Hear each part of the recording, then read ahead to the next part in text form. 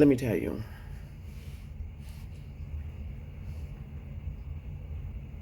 And I'm not trying to be morbid or anything like that. I just got to give you a little context because I'm a Virgo and we do context. So backstory makes it's important. So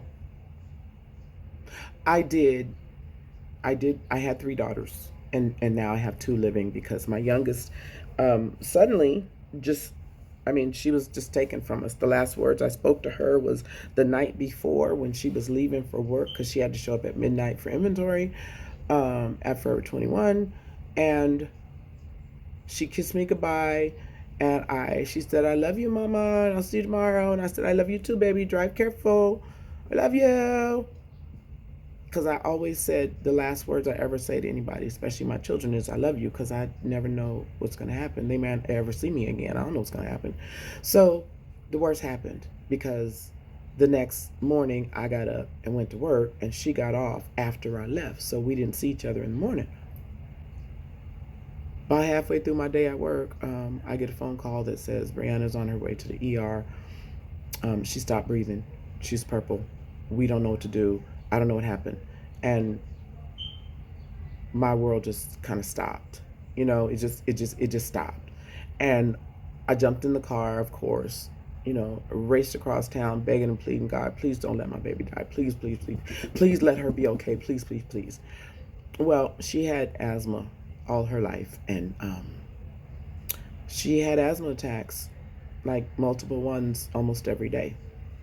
She lived on a nebulizer machine. Anyway, long story short, because I'm not gonna. That's not why I'm here. But the thing is, I didn't know that asthma could be fatal. I didn't have a clue. Did not know that. Well, now I know because it can. She had asthma attacks so bad that one of them collapsed, and the other one was partially, which is why she was turning purple, because she wasn't getting any air. And by the time they got her to the hospital, my baby was pretty much done. When I got there, my last clear memory was touching her little feet, and I knew it. As soon as I touched her feet, I knew my baby's gone. And once that hit, the world went dark. It went dark. It went dark. Um, I didn't really even, I mean, I was like a walking zombie for like a full year because I had to be on medication, and I had to go to a psychiatrist because I fell out at work, and I tried to go back to work after a funeral, and that did not work out. And um, I lost it at work one day. I just crashed, and that was that. So Tina's been home since, but my world went dark that day, and it took me about 5 years before I realized that I don't even recognize me anymore because I disappeared. I got lost somewhere in all of this grief. And right after during COVID, I started bouncing back, and I realized that, Brianna would not want me to look like shit and feel like shit because she's not here. She would want me to, bitch, get up. Let's do something. You got to be cute. You can't let go. So that's what she would have done. That's what she would say to me. So I started trying to bounce back. And just as we got released from shelter in place to go back to work, my mom called me and said she had stage 4 cancer. Naturally, I went, packed my little bags, and I went to her house and said, okay, I don't know how long you got, but I'm going to be with you until. And I stayed with her and my dad. I lived with them for a year and a half. And then Mom, she passed away November 7th, 2022. Exactly 9 years to the day that my daughter died. Because she died November 7th, 2013. So November is not really my best month. It holds bad memories for me because I lost two people very close to me. Most recently, my mom. but it didn't come as a surprise because she had cancer. I was there.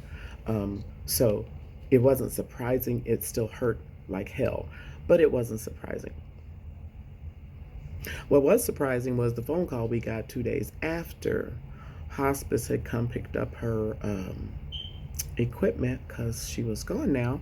And we got informed that my oldest brother, which I only had two, now I got one, was found deceased 2 days after mom. And then a couple days later, my only sister checked out too. So it was a rough week. But that's what started my descent into chronic depression and anxiety because a lot of things trigger me and I just can't deal. So I've been on disability. I mean, not disability, but I've just been, what's the word? Unemployed? Okay, no. More like self-employed. Anyway, I just don't go to a job. But my point being in all of that is this, and I started off by telling you guys about Stray Kids. But the reason Stray Kids comes into play here is because my daughter was the light of the family. I mean, she lit up the room when she walked in. I mean, the minute she'd walk in, everything was noisy, everything was busy. All of a sudden, all this energy would come in with her because she was a typical 21-year-old living her life and having a good time. That's who she was. And she was like, I'm not wasting a day because, you just don't know. And that's how she lived. And she was right. We didn't know. But she got a lot of living done in her 21 years. I'm gonna tell you, she was almost 22. But she was the light, and when she passed, my world went dark, and I honestly wasn't sure if I would ever feel happy or good again or positive. I used to be a very positive person. I was just always that person who saw, the glass is half empty, half full. It's half full. Look on the bright side. That was me. Well, I lost my baby, so the bright side kind of went away. So the reason why Stray Kids comes into this story is because, first off, mental health is not a joke. Mental health is serious, and I have been suffering from depression for so long now that it's like sometimes I feel like I'm never ever going to be happy again. So, and I need medication. I have to be around my family. I have all these anxiety attacks, and sometimes I'll just break down and just lose it. I'm easily triggered. I have no patience whatsoever anymore. And now I've been told that I'm ADHD too. So that kind of explains why my brain just said, when it finally did come back on, everything was freaking scrambled in my head. I couldn't hold on to any thoughts. I lose my train of thought, which is why I have to pause so much, because I have to think about what I'm trying to say, because I will lose my thought quick. I mean, my brain is just it's not clicking. Grief and depression it'll kill you if you let it. But anyway, I watched this video.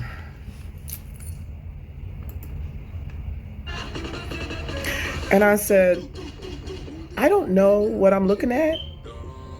And I don't know who these people are. But I am deeply intrigued.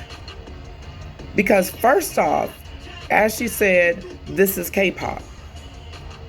Well, I beg to differ. These babies definitely not K-pop.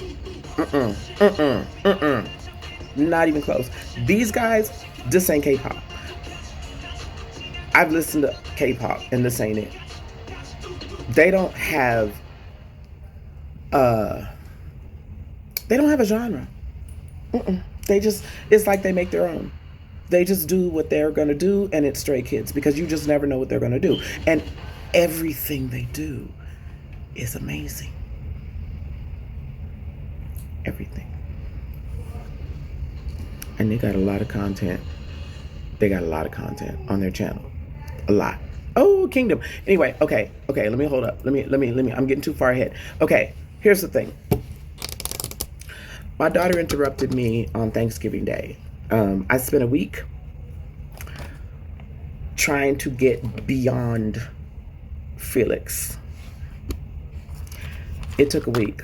It literally took me 7 full days just to absorb Felix in all his glory, because Felix is something to see. I mean, I guess you're fine. Unique and it's been pretty long since crazy.